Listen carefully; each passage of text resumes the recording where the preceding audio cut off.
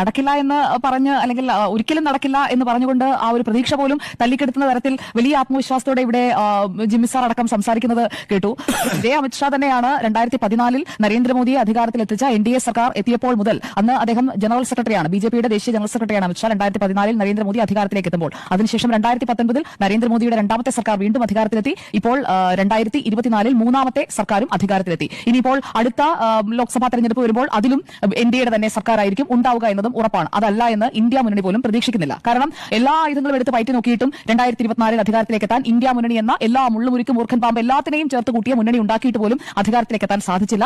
അവിടെയും കൃത്യമായി സഖ്യകക്ഷികൾക്കൊപ്പം ഭരണത്തിലേക്ക് എത്താൻ NDAക്ക് സാധിച്ച ഒരു സാഹചര്യമാണ് നമ്മൾ കാണുന്നത്. അപ്പോൾ വിചാരിച്ചാൽ നടപ്പാക്കാൻ കഴിയും എന്ന് പ്രവൃത്തിയിലൂടെ കാണിച്ചു തന്ന ഒരാളാണ് വന്ന് പറഞ്ഞത്. അതിനെ പ്രത്യേകിച്ച് പെർഫോമൻസ് ഒന്നും ഇല്ലാത്ത ഇടതുപക്ഷത്തിന്, പ്രത്യേകിച്ചും ബംഗാളിൽ 34 വർഷത്തിന് ശേഷം ഭരണം പോയി, ത്രിപുരയിൽ അടുക്കാൻ പോലും കഴിയാത്ത തരത്തിൽ അത്രയധികം തകർന്നുപോയി, കേരളത്തിൽ മാത്രം അവശേഷിച്ചിരിക്കുന്ന ഒരു പാർട്ടി എങ്ങനെയാണ് BJPയുടെ വളർച്ചയെ തടയുക എന്ന ഒരു ചോദ്യം അവിടെ നിൽക്കുകയാണ്. കോൺഗ്രസ് ആകട്ടെ ഹരിയാനയിൽ വിജയിക്കുമെന്ന് പറഞ്ഞു, വലിയ രീതിയിൽ പോരാട്ടം കാഴ്ചവെച്ചു. എന്നിട്ട് അവസാനം എന്തായി? ഹരിയാനയിൽ ജയിച്ചു കഴിഞ്ഞു എന്ന മട്ടിൽ അവിടേക്ക് വിമാനം കയറാൻ നിന്ന ആളുകൾക്കൊക്കെ വിമാനം തിരിച്ചിറക്കേണ്ടി വന്നു. അതാണ് നമ്മൾ ഹരിയാനയിൽ കണ്ടത്. മഹാരാഷ്ട്രയിൽ എല്ലായിടത്തും ഈ 2024 ലോക്സഭാ തെരഞ്ഞെടുപ്പിന് ശേഷം ലോക്സഭയിൽ കഷ്ടിച്ചാണ് കടന്നുകൂടിയത്, സഖ്യകക്ഷികൾക്കൊപ്പമാണ് അധികാരം പിടിച്ചത് എന്ന് പറഞ്ഞുകൊണ്ട് BJP തീർന്നു എന്ന് വിലയിരുത്തിയവരുടെ മുന്നിലേക്ക് മാസങ്ങൾക്കിപ്പുറം നടന്ന മഹാരാഷ്ട്ര തെരഞ്ഞെടുപ്പിൽ 3/2 ഭൂരിപക്ഷത്തോടെ അധികാരത്തിലെത്തിയത് ഇതേ അമിത്ഷായുടെ തെരഞ്ഞെടുപ്പ് തന്ത്രങ്ങളുടെ ഭാഗമായി തന്നെയാണ്. ഹരിയാനയിൽ അതിനുശേഷം രാജ്യ തലസ്ഥാനത്ത്, ഇപ്പോൾ ഏറ്റവും ഒടുവിലത്തെ തെരഞ്ഞെടുപ്പിൽ രാജ്യ തലസ്ഥാനത്ത് ഡൽഹിയിൽ അധികാരം പിടിച്ചത് കണ്ടില്ലേ? അപ്പോൾ വിചാരിച്ചാൽ നടപ്പാക്കാൻ കഴിയും എന്ന പ്രവൃത്തിയിലൂടെ കാണിച്ചു തന്ന ഒരാൾ കേരളത്തിൽ വന്ന് പറയുമ്പോൾ അതിനെ അത്രയ്ക്ക് അങ്ങോട്ട് പുച്ഛിക്കേണ്ട എന്നതാണ്